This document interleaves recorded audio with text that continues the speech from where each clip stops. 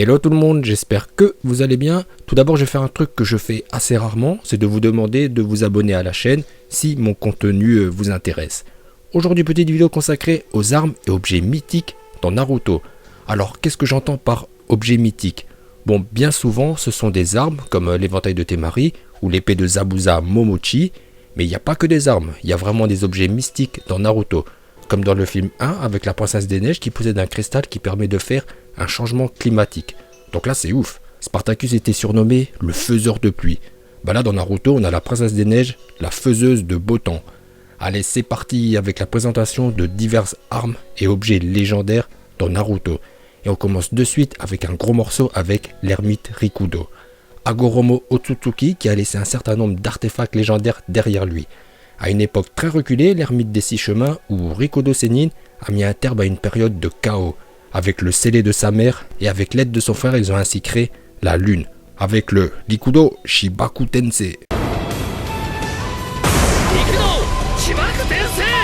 Par la suite, la légende prétend que l'ermite Rikudo a façonné le monde avec l'épée de Nunoboko, comme c'est confirmé par Obito Uchiwa en forme de Jinchuriki de Jubi.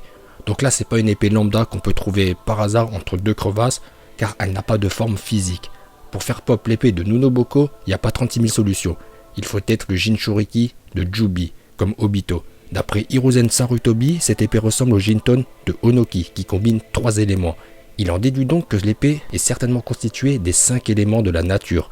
Ce qui saute aux yeux, c'est que l'épée est immense et qu'elle ressemble à un brin d'ADN, ce qui renforce l'aspect légendaire de cette fameuse épée qui aurait façonné le monde. Allez, on continue avec les trésors de l'ermite Rikudo qui sont au nombre de 5. Et au fil du temps, ils ont tous atterri à Kumo. Alors l'époque d'Hagoromo, c'était il y a plusieurs siècles, voire plus de 1000 ans, on sait pas trop. Ce que l'on sait, c'est que Indra et Ashura ont fait que se réincarner encore et encore pour se livrer des guerres sans merci, jusqu'à l'époque de Senju Hashirama et Uchiha Madara. Peu de temps après, les frères d'or et d'argent Ginkaku et Kinkaku vont faire main basse sur 4 des 5 trésors de l'ermite Rikudo. Il y a tout d'abord la corde dorée qui arrache le kotodama d'un individu, c'est-à-dire son mot fétiche. Ensuite, il y a le sabre des 7 étoiles qui sert à couper le kotodama du corps d'où il vient d'être extirpé. Puis le kotodama est absorbé par la gourde écarlate. À partir de là, si la personne qui s'est fait absorber son kotodama prononce son mot fétiche, il se fera absorber par la gourde. 4e trésor de l'ermite Rikudo, il s'agit de l'éventail du bananier. Une arme extrêmement puissante car elle peut faire usage des 5 éléments de la nature. Mais elle requiert une quantité de chakra phénoménale, ce qui en fait une arme sur mesure pour les frères d'or et d'argent qui se sont nourris des entrailles de Kyuubi.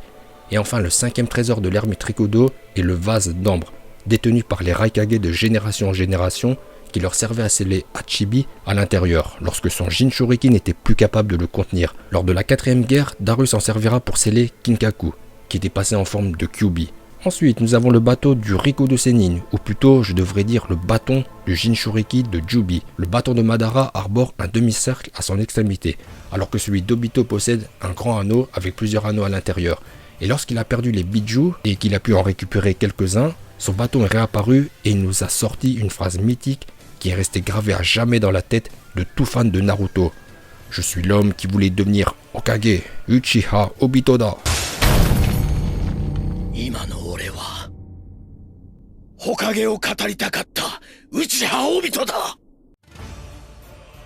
L'ermite Rikudo eut 2 fils, Indra et Ashura, qui vont se livrer une guerre sans merci qui s'étalera réincarnation sur réincarnation pour perdurer jusqu'à l'époque contemporaine avec Senju Hashirama et Uchiha Madara.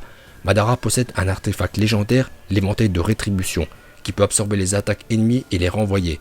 Lors de son combat face à Hashirama, il va y rattacher une faux, ce qui lui donne un putain de bon style. Surtout que l'éventail, il claque. Il y a des tomoe brodés dessus. Lorsque Obito l'a sorti pour la première fois, à la veille de la 4e guerre ninja, il faisait peur. Le collier que Tsunade va offrir à Naruto. Alors ce collier a une sacrée histoire. À la base, c'était le collier du premier Hokage, auquel il répondait à son chakra, ce qui lui permit de contrôler les Biju avec notamment la technique du rempart du retour à la source, qui avait endormi Kyuubi. Tsunade va en hériter. Plus tard, elle va l'offrir à son petit frère Kawaki, pour qu'il y porte chance et qu'il accomplisse son rêve de devenir Hokage. Malheureusement, Kawaki va mourir, Orochimaru va le récupérer et le redonner à Tsunade. La poisse va continuer des années plus tard. Cette fois, c'est Dan, l'amant de Tsunade, qui va hériter du pendentif, et tout comme son petit frère, il rêve de devenir Hokage. Hélas, il subira le même sort, ce qui nous amène à la bataille face à Orochimaru. Et c'est Naruto qui va hériter du collier. Tsunade croit en lui, ce qui nous amène à Naruto Shippuden. Face à Penrikudo, lorsque Naruto va déployer la 6ème queue, le collier va s'activer et tentera de sceller Kyuubi en vain. Kyuubi reprend le dessus et le collier sera détruit. L'épée de Kusanagi. On l'a découvert pour la première fois lors de l'attaque de Konoha par Orochimaru. Un serpent est sorti de sa bouche, puis l'épée est sortie de la bouche du serpent, et là on se dit qu'Orochimaru a vraiment un corps bizarre. L'épée de Kusanagi est d'une solidité inouïe. D'après Enma, qui lorsqu'il se transforme en bâton est aussi solide que le diamant, qui est un matériau des plus solides, l'épée de Kusanagi peut le blesser. Un peu plus tard, Orochimaru va de nouveau faire usage de l'épée de Kusanagi face à Tsunade qui va esquiver. Uchiha Itachi possède deux puissants artefacts, l'épée de Totsuka et le miroir de Yatta. Orochimaru était à la recherche de l'épée de Totsuka qui était donc en possession d'Itachi. Faut savoir que cette épée ne possède pas de forme physique à proprement parler car elle se manifeste lorsque Itachi déploie Susanoo. L'épée de Totsuka est capable de sceller n'importe qui dans une dimension illusoire pour l'éternité. Ensuite, Itachi possède également le miroir de Yatta qui lui octroie une défense redoutable. Tout comme l'épée de Totsuka, le miroir de Yatta est de nature spectrale. D'après Zetsu, la combinaison de l'épée de Totsuka plus le miroir de Yatta rendrait Itachi imbattable. En tout cas, c'était trop bien le combat entre Orochimaru en forme de serpent et Itachi Susanoo. Le masque de Shinigami du clan Uzumaki. Alors ce masque est un artefact à usage bien spécifique. Il s'agit d'un masque de Shinigami ou dieu de la mort. Après avoir étudié le savoir du clan Uzumaki, spécialisé en Funjutsu, Orochimaru sera en mesure d'annuler l'emprisonnement des morts. En effet, les âmes des 4 premiers Hokage sont détenues par Shinigami pour diverses raisons. Sasuke veut des réponses et demande à Orochimaru de ramener à la vie les 4 premiers Hokage avec l'Edo Tensei. Mais pour cela, il faut d'abord récupérer les âmes des Hokage détenues par Shinigami. Orochimaru va donc récupérer le masque de Shinigami qui se trouve dans un temple du clan Uzumaki proche de Konoha, puis il va taper une danse trop stylée et invoquer Shinigami pour récupérer les âmes des Hokage ainsi que ses bras. Ensuite, il pourra exécuter l'Edo Tensei no Jutsu et seront ramenés à la vie ceux qui ont été témoins de l'histoire. Le village de Kili possède 7 épées détenues par les 7 épéistes de la brume, qui sont une équipe de psychopathes. Faut dire qu'à l'âge d'or des Spassadins de la brume, c'était un sacré bordel à Kiri, avec Obito qui se met le trouble en manipulant Mizukage. C'était le daron à Kiri. Et la génération de Mangetsu Ozoki était considérée comme la pire. D'ailleurs, ça se voit que des mecs énervés et une meuf aussi. Lorsqu'ils sont apparus sur le champ de bataille, tout le monde s'est chié dessus. Bon, pas autant que lorsque Madara est arrivé, mais quand même. Les épées se transmettent de génération en génération, même si certains comme Kisame vont récupérer une épée sur le cadavre d'un détenteur d'une épée.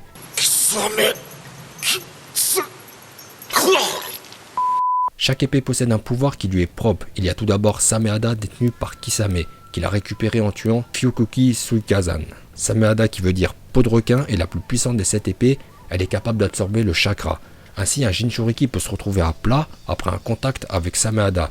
Suite au décès de Kisame, Sameada sera récupéré par Killer Bee. Ensuite, nous avons Kubikili Bocho, l'épée de Zabuza, puis Sogetsu, et même Kakashi un peu. Kubikili Bocho, aussi appelé le tranchoir, est une arme servant à la décapitation. Sa particularité est que lorsqu'elle a été ébréchée, elle peut se reconstituer en absorbant le sang de ce qu'elle a tranché. Iramekare est la seule épée encore détenue par Kili. Oui, car il se trouve que les 7 épices de Kiri sont historiquement des hors-la-loi. Iramekare est détenu par Shojuro, futur Mizukage. D'apparence large et disposant de 2 manches, Iramekare accumule du chakra et assène des frappes lourdes. On peut penser que l'ancien détenteur est Ozoki Mangetsu, car lorsque les épées ont été invoquées sur le champ de bataille, Mangetsu était le seul qui n'avait pas d'épée, avec Fukuki Suikazan. Ensuite, nous avons les épées de Kiba, détenues par une kunoichi du nom de Ameyori Ringo. Les épées de Kiba sont capables d'infliger des dégâts de type foudre. Kabuto Wari, le fendeur de home détenu par Jinin Akibino. Une épée qui ne ressemble pas vraiment à une épée car elle se compose d'une hache et d'un marteau. Le tout serait capable de briser n'importe quelle défense. New Body, l'épée à coudre. Alors lui c'est mon préféré. Kushimaru Kuriadare. Car il porte un masque de chasseur comme Aku. Il a une coupe de cheveux trop stylée, on dirait Michel Polnareff. New Body, aussi appelé l'aiguille, est une épée qui transperce les corps et avec un fil les noue entre eux. Le résultat final est digne d'un Silent Hill. Et enfin nous avons Shibuki, une épée couverte de parchemin qui à l'impact explose. C'est véritablement une épée explosive. Détenue par un certain Jinpachi, donc c'est pas Kenpachi, mais Jinpachi Munzashi.